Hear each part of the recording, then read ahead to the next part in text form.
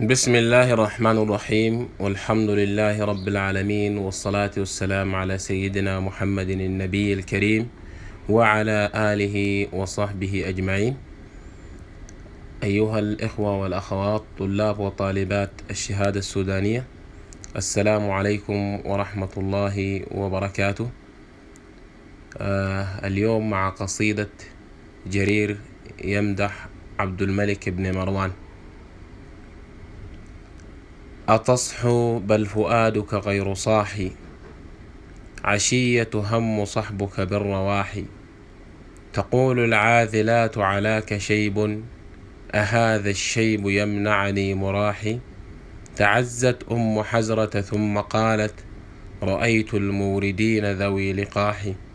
تعلل وهي ساقبة بنيها بأنفاس من الشبم القراح.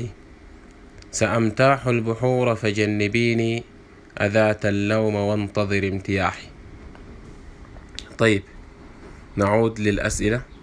السؤال الأول: القصيدة للشاعر جرير ابن عطية الخطفي، من أبلغ ثلاثة نبقوا في الشعر في عصر بني أمية أو في العصر الأموي. تميز شعره بحسن الديباجة وفصاحة المعنى وجودة السبك. توفي بمصر عام 111. 2. ما معنى الرواح والعاذلات ومراحي وتعزت والموردين وساقبة والشبم القراح وأمتاح البحور؟ الرواح هو السير أو الذهاب، والعاذلات أي اللائمات، ومفردها عاذلة، والعاذلة هي اللائمة ومجمعها عاذلات. مراحي أي لهوي ولعبي أو غزلي. تعزت أي تصبرت. الموردين المقبلين من الخليفة. ساقبة أي جائعة، ساقبة جائعة. الشبم القراح الماء البارد القرح الذي ليس له خليط، ماء بارد ليس له أي خليط. وأمتاح البحور أي أقتحم الخليفة. 3. ما نوع الاستفهام في البيت الأول والثاني؟ أتصحو بل فؤادك غير صاحي، وفي الثاني أهذا الشيب يمنعني مراحي. هذا استفهام التعجب والإنكار. البيت الأول. البيت الثاني تعجب وإنكار، وكذلك يفيد النفي، لأن هذا الشيب لا يمنعني مراحي، لا يمنعني لهوي ولعبي أو لا يمنعني الغزل. هذا البيت. 4. من يخاطب الشاعر في البيت الأول، وماذا يسمى هذا الأسلوب بلاغيا؟ الشاعر في البيت الأول لم يخاطب أحد، وإنما خاطب نفسه. قال: أتصحو بل فؤادك غير صاحي. لا يخاطب أحد. ولما سمع عبد الملك بن مروان ظن أنه يخاطبه هو، فقال: بل أنت الذي فؤادك غير صاحي يا جرير. وهذا الأسلوب يسمى أسلوب الاستنكار والتعجب. 5. ما موقع الجمل التي بين قوسين من الإعراب؟ طيب، علاك شيب وساقبة. علاك شيب. علاك شيب حال صاحبها الشاعر، أي أنت قد صابك الكبر، وهي كناية عن كبر السن، كناية عن التقدم في السن أو كبر السن. وساقبة حال لأم حزرة، حالها وهي جائعة تصبر بنيها وهي كذلك جائعة. 6. ما المقصود بالكناية في علاك شيب؟ علاك شيب كناية عن كبر السن أو التقدم في السن. 7. ما دافع جرير لمدح عبد الملك بن مروان؟ دافع جرير لعبد الملك بن مروان العطاء والتكسب، هو العطاء والتكسب. طيب 8.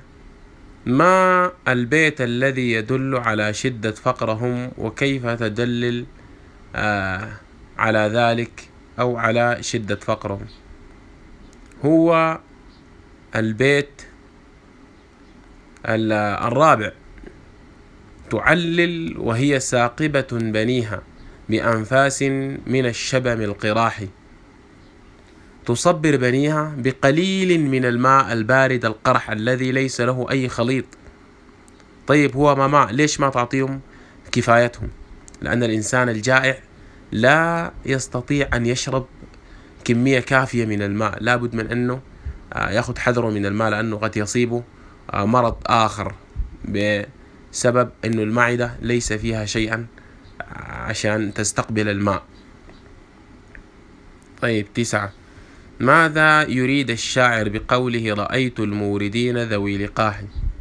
يريد إلفات الشاعر أنه الذين جاءوا إليك من قبل قد أخذوا العطاء فلا ترجعني من دون عطاء. رقم 10. وضح الألوان البيانية فيما تحته خط. رأيت الموردين ذوي لقاح.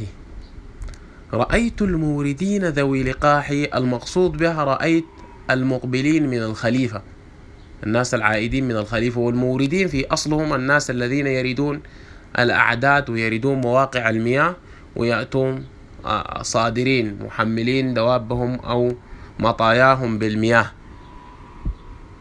فهنا يكون في استعارة تصريحية، شبهت القادمين أو المقبلين من الخليفة بالموردين كالمقبلين من الماء أو الذين جاءوا من الماء. سأمتاح البحور فجنبيني. سأمتاح البحور أيضا استعارة تصريحية، لأن شبه الخليفة بالبحر، شبه الخليفة بالبحور، فهنا استعارة تصريحية.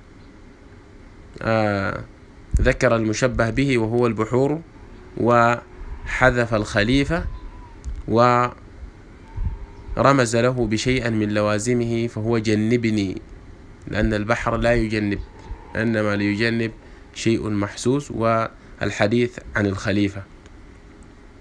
طيب رقم 11.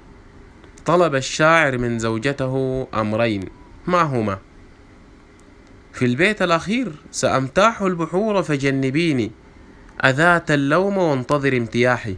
أذات اللوم، جنبيني أذات اللوم، بس جنبيني أذات اللوم، هذا الطلب الأول، إنك اتركيني من ملامة، خلي عنك الملامة. والطلب الثاني انتظري، أصبري، انتظري امتياحي، انتظري رجوعي من الخليفة. طيب ثقي بالله ليس له شريك ومن عند الخليفة بالنجاح، أقثني يا فداك أبي وأمي بسيب منك إنك ذو ارتياح، سأشكر إن رددت علي ريشي وأنبت القوادم من جناحي، ألستم خير من ركب المطايا وأندى العالمين بطون راحي. طيب ما معنى السيب وذو ارتياح والقوادم وأندى وراحي؟ معنى السيب هو العطاء، السيب العطاء. ذو ارتياحي أي أنك ذو ارتياح، ترتاح للعطاء، ترتاح وأنت تعطي.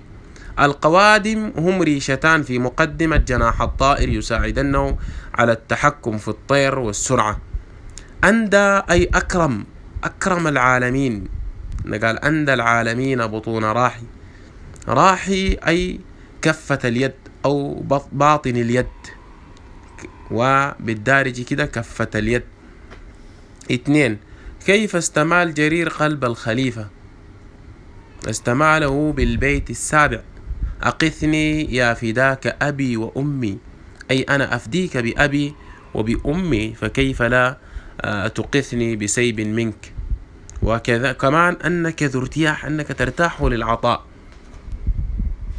طيب 3: ما غرض الاستفهام في البيت الأخير؟ استفهام تقريري: ألستم خير من ركب المطايا وأندى العالمين بطون راحي. في بعض الناس يسألك، يعني ما يريدك أنت تجاوب، أنا أسألك سؤال أنت ما يجب عليك الجواب. ألم أقل لك ذلك؟ ألم أقل أنك كذا كذا وهكذا؟ فهذه استفهامات تقريرية لا رد للإنسان فيها. أنا ما أريد منك أنك تجاوبني بكذا وكذا، أصلا ما لها جواب. 4: ما هي الصورة البيانية في البيت 8؟ سأشكر إن رددت علي ريشي وأنبت القوادم من جناحي. سأشكر إن رددت علي ريشي، هل للإنسان ريش؟ لا للإنسان ريش. إذن هنا الذي له ريش هو الطائر، وهنا استعارة، فتصبح استعارة مكنية، لأن لم يذكر المشبه أو المشبه به، إنما قال سأشكر إن رددت علي ريشي وأنبت القوادم من جناحي. لم يذكر المشبه ولا المشبه به، إنما المشبه به رمز له بشيء من لوازمه وهو الريش. وأنبت القوادم من جناحي كذلك فيها استعارة مكنية. أنبت القوادم من جناحي، شبه نفسه بالطائر وحذف الطائر نفسه ورمز له بشيء من لوازمه وهو الطيران. وفي الأولى شبه نفسه بالطائر وحذف الطائر أو المشبه به ورمز له بشيء من لوازمه وهو الريش. طيب 5: لماذا استجاد النقاد أو أعابوا البيت سأشكر؟ البيت الأخير، هنا كاتب الأخير لكن في البيت 8، البيت رقم 8: سأشكر إن رددت علي ريش وأنبت القوادم من جناحي. لأن ربط العطاء، أعابوا هذا البيت لأنه ربط العطاء بالشكر أو ربط الشكر بالعطاء، وهذا لا يليق بمن يطلب منه العطاء، لا يربط الشكر بمن يطلب منه العطاء. طيب 6: ماذا يقصد الشاعر بأنك ذو ارتياح؟ أي أنك ترتاح وأنت تعطي، ترتاح للعطاء. وهذا ممكن تأتيك مقارنة بينه وبين بيت زهير، كأنك تعطيه الذي أنت سائله. 7: ماذا كان رد الخليفة في البيت الأخير؟ البيت رقم 9: ألستم خير من ركب المطايا وأندى العالمين بطون راحي. رد الخليفة قال: نعم كنا وما زلنا وسنظل، ومن أراد أن يشكرنا فليشكرنا بمثل هذا، أو من أراد أن يمدحنا فليمدحنا بمثل هذا. هذا رد الخليفة.